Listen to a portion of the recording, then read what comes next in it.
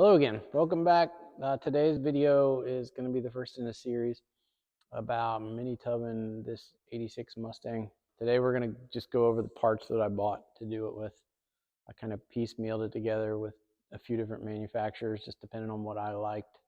We'll review what I'm going to use, and then at the end there's another couple other options that are pretty good, just depending on what you want to do with your car. There's one option that's a lot less involved with structural welding and that sort of thing, so that might be attractive to some of you.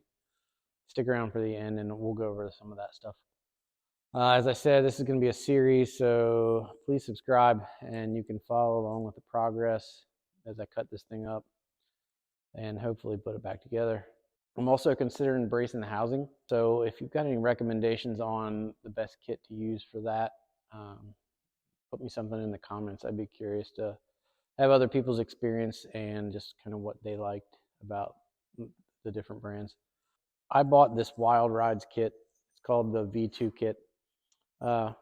This is what your coilover mounts to on the frame rail. It welds to the inside of the frame rail. So you don't need a crossbar with this one, which keeps you from having to cut out your spare tire well, and also makes it possible to keep your stock fuel tank mounting without having to mess with any of that. The lower part of that is pretty standard for this sort of thing. Just this welds to your axle tube, and this piece bolts on for your lower coilover mount. So that's from Wild Rides. It's called V2. The V1 is the one with the crossbar. For tubs, I ended up using the Team Z stuff, sheet metal stuff, and you put it together with what's called a Pittsburgh seam. So no welding involved. You kind of cut to the proper width. You just crimp that Pittsburgh seam over. So I went with those, not any particular reason. There were a few different options that I'll talk about a little bit later, but that just seemed like a decent option.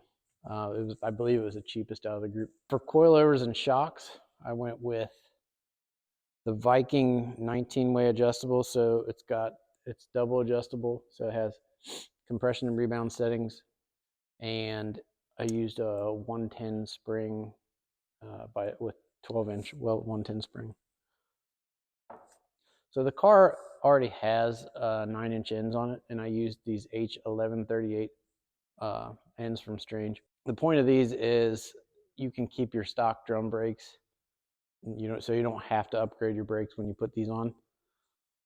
You do need new axles, obviously, that have the pressed on bearing and all that. I've since upgraded to disc brakes that Strange makes, so they'll work with disc brakes, but they'll also let you get by. If you're trying to save a little money initially, you can use your stock drum brakes with these. So I bought another set of these. I'm just going to cut what's on there off when we narrow the rear end, and I might machine those down and reuse them, but here they are. H1138 is the part number from Strange. That's a nice improvement to make your car safer. You don't have to mess with C-clip eliminators and all that jazz. So we're going to narrow this rear end by 1 3/4 inches per side. That'll take it from about 54 inches down to 50.5. I currently have the Strange 31 spline SS axles, which are the street strip version. I'm going to hopefully cut those. I hope they got enough spline on them to cut those down and reuse them. I'm not sure at this point. Strange does not cut and respline their axles, so they are what they are. But if they've got enough spline, I can cut some off and hopefully make up for what we're going to narrow it. Currently, the car has 10-inch wheels with 6.5-inch back spacing. For the immediate future, I'm going to retain those, and it'll just move them in a little bit. I'm going to be stepping up to a 28 by 10.5-inch tire for the strip, and probably a 325/50 on the street. The way I'm going to do it, it should leave me room to run a 12-inch wheel eventually with 7.5-inch back spacing. The intent is to have it where I can run it with either wheel setup. So I said I would go over some of the other options that I did not use just to give you an idea. So both Wild Rides and Team Z make a kit that has a crossbar, goes from one frame rail to the other. The downside to this is you have to cut out at least part of your spare tire well. And they do make a kit to kind of box that up if you want to retain most of it, but you have to at least cut the front of it out just for the crossbar to make it from one side of the frame to the other. So one option that I found and I want to mention because I thought it was really cool and I was really close to buying it is the Detroit Speed kit.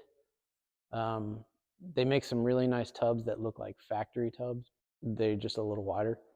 So the tubs are cool, but that's beside the point. The really cool thing they make is the coilover setup, which uses the lower, basically it bolts into the lower control arm mount, and it goes up and mounts to the hole in the frame, which we can go look at real quick on the car. So as I was saying, there's a bracket that bolts on here to this for the lower mount of the coilover, and the upper mount goes into this hole. You enlarge the hole a little bit and do it. There's a piece that bolts in there to reinforce it. But by doing that, you don't have to do any welding. So if you're trying to avoid structural welding, that might be the option for you. You could basically do that in your garage with just basic tools. You'd still obviously have to weld your tubs, but like I said, that's less structural, and it's not as critical if you're not confident in your welding skills. So right here is where, somewhere in this ballpark right here is where these Wild Rides brackets are going to mount. On this side, I believe this is the side you have to cut a bit of this out, this little bulkhead or whatever this is called, for the spring to clear. But once I get this stuff mocked up, I'm gonna take the rear end out and then send it out to get finished off with cutting the ends off and such. Meanwhile, I'll put the car on, get the car off the lift and lower it down to the ground and start cutting the tubs out of it and all the additional stuff that I've got to get out of the way. So that's the basic rundown of what we're going to do. I'm going to try to keep close track of the time I invest into this project and the tools that I use to do it with. So maybe you can plan better, what you're going to do with your car. So subscribe so we can go in this together. If I make mistakes, I guess you'll get to see them, and maybe I can help you to not do the same thing. So thanks a lot for watching.